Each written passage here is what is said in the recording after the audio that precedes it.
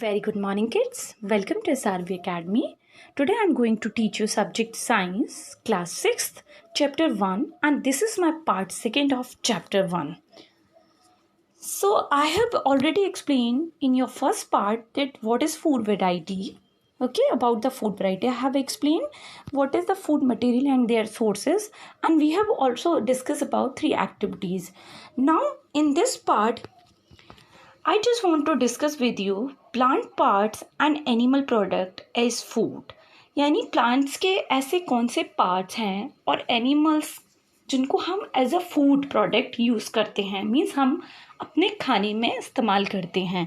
यानी प्लांट्स के ऐसे कौन से पार्ट्स होते हैं, what part we are taking as a food of plants. ठीक है ना. प्लांट्स के कई सारे पार्ट्स होते हैं, पर हम स्पेशली किन पार्ट्स को अपने भोजन के रूप में, अपने फूड के रूप में एक्सेप्ट करते हैं. अबाउट दैट एंड एनिमल्स, कौन कौन से हम एनिमल्स प्रोडक्ट्स को यूज़ करते हैं as a food, we will discuss in this paragraph now. Plants are one source of our food. Which part of plants हमारे खाने का एक बहुत ही एकमात्र एक अच्छा सोर्स होता है. But which part of a plant, हम प्लांट्स का कौन से पार्ट खाते हैं. We eat leafy vegetable, we eat fruits of some plants, sometimes roots, sometimes stem and even flowers. हम कभी कभी लीफी जो प्लांट्स होते हैं उसके लीव्स को भी एज अ लीफी वेजिटेबल खाते हैं, जो जिसको हम कहते हैं ना स्पिनच हुआ, पालक वगैरह, तो वो लीफी वेजिटेबल्स होते हैं. तो हम प्लांट्स की लीफ को भी एज अ फूड लेते हैं. We eat fruits of some plants, fruits भी खाते हैं. वी ऑल्सो ईट्स रूट्स भी खाते हैं. समटाइम्स स्टैम, तने के रूप में भी हम उसको एक्सेप्ट करते हैं. और as a flower also, plants के कई सारे फ्लावर्स होते हैं, इनको भी हम एज अ फूड यूज़ करते हैं. Have you ever eaten pumpkin.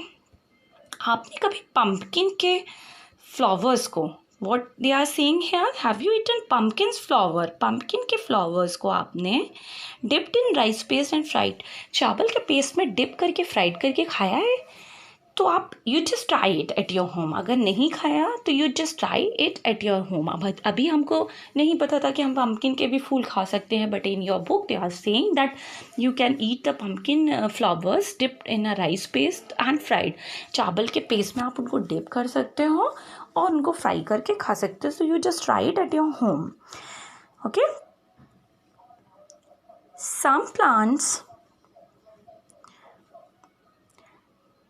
Some plants have 2 or more edible parts. कुछ पौधे ऐसे होते हैं जिनमें एक या एक से ज़्यादा edible means eatable parts, ऐसे parts जिनको हम खा सकते हैं.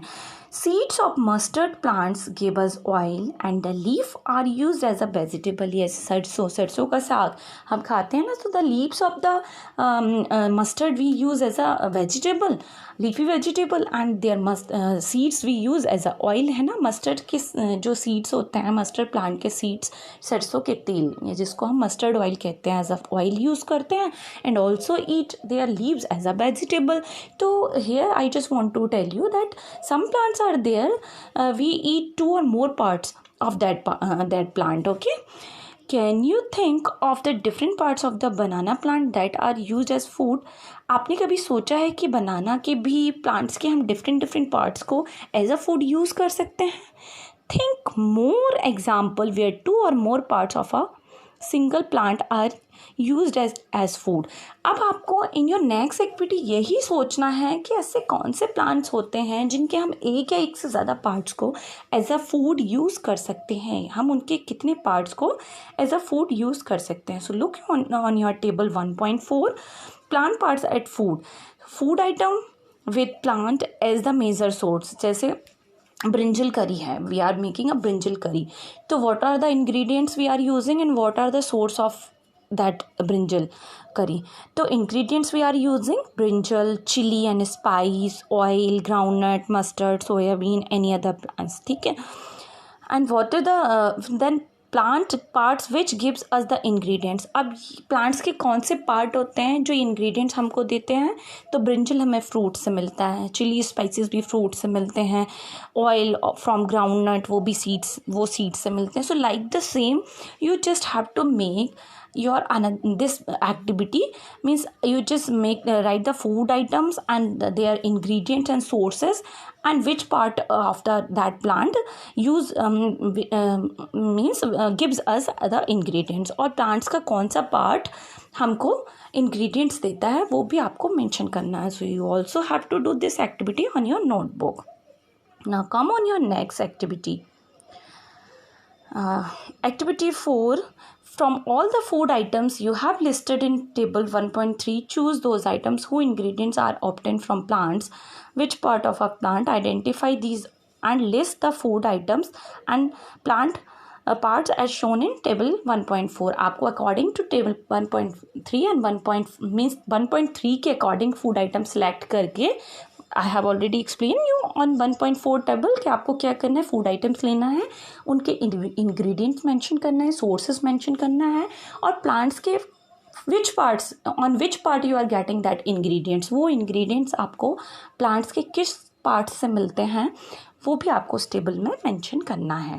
Now look on there in this box, one girl is eating leaves and the boy is stopping her. Do not try to taste unknown plants. Do not try to taste unknown plants around you to see if they are eatable. Some plants could be poisonous. Yes, never eat unknown plants. आप कभी भी unknown plants मत खाइए. Maybe they are not eatable. वो eatable नहीं होंगे और they could be poisonous. वो जहरीले हो सकते हैं. So आप unknown plants के लीव्स या कभी भी फ्रूट्स को खाने की कोशिश ना करो जो कि आप नहीं जानते हो. Now come on your next activity and that is activity number 5. Okay.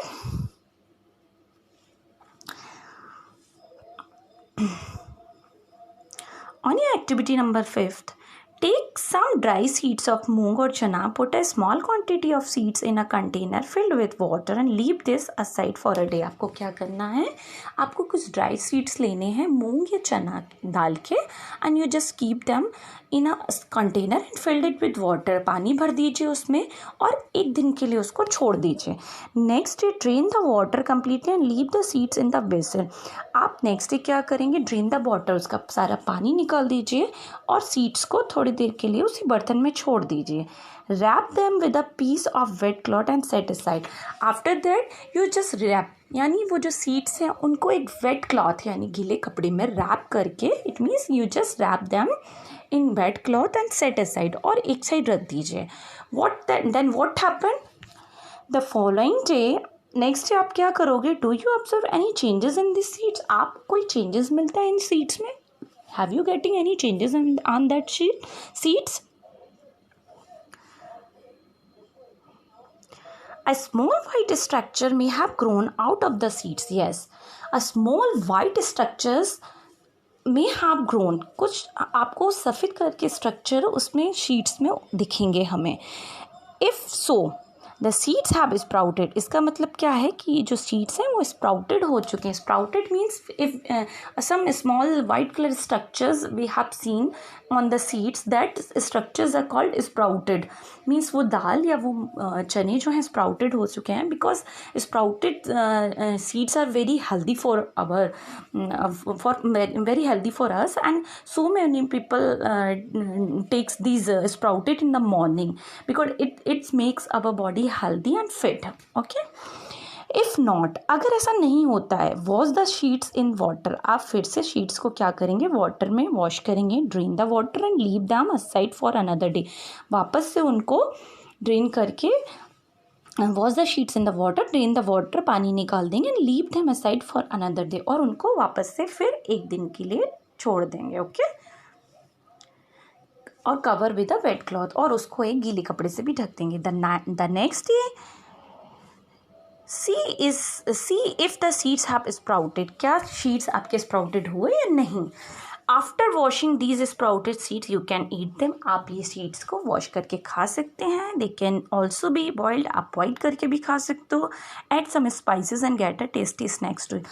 Some spices यानी मसाले मिलाकर भी आप इसे खा सकते हो और बहुत tasty snacks आपको मिलेगा sprouted seeds का. It is very healthy snacks. You can eat it directly in a raw form, and or you can boil them, or you can add also spices and get tasty snacks to eat. Okay, now come on next paragraph.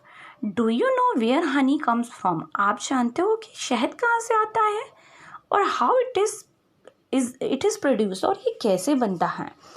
Have you seen a beehive where so many bees keeps buzzing about? आपने कभी मधुमक्खी का छत्ता, what do you understand by the beehive? Beehive means मधुमक्खी का छत्ता देखा है जहाँ पर कि बहुत सी bees होती हैं, वो buzzing means भिनभिनाती हुई दिखती हैं. Bees collect nectar. Nectar means एक स्वीट जूस होता है फ्रॉम फ्लावर्स. फ्लावर्स के अंदर नेक्टर एक स्वीट जूस प्रेजेंट होता है. सो वीज कलेक्ट द नेक्टर और sweet juice from the flowers and converted, और क्या करती हैं, उसको कन्वर्ट करती हैं,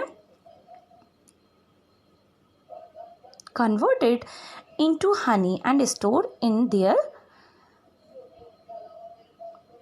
देयर हाइव. और क्या करते हैं, वो अपने हाइव में यानी छत्ते में उसको कलेक्ट करके रख लेते हैं. Flowers and their nectar may be available only for a part of a year. जो फ्लावर्स और उसका जूस होता है ना, mean sweet juice, nectar mean sweet juice, वो साल में एक बार ही अवेलेबल होता है. That's why bees store this nectar for their use all through the year. तो ये बीज क्या करते हैं, नेक्टर्स को एक बार चुन करके साल भर के लिए अपने छत्ते में इकट्ठा करके रख लेती हैं. When we find such a bee hive, हमें कहीं भी ऐसा बी हाइव देखने को मिलता है, we collect the food stored by the bees as honey. और हम इस मीन्स जो ये तो फूड है ना, this is the food of the bees ना, so we just collect this food as a form of honey. हम शहद के रूप में हनी, जो बीज होते हैं उनके इस फूड को as a honey we just store, अब हम स्टोर करके as in the form of honey अपने पास रख लेते हैं जब कभी भी हमें कोई भी मधुमक्खी का छत्ता बी हाइव देखने को मिलता है. So today in this video I have discussed with you what is the plant part and animal product as food, and from where in your activity number 5 about the sprouted seeds, and also and also about the beehives. So for this video this is enough, and let's the next topic we will discuss in our next video. And I just want to say you please subscribe this channel and like this channel, so you can get more videos related to your topics. Thank you and have a nice day.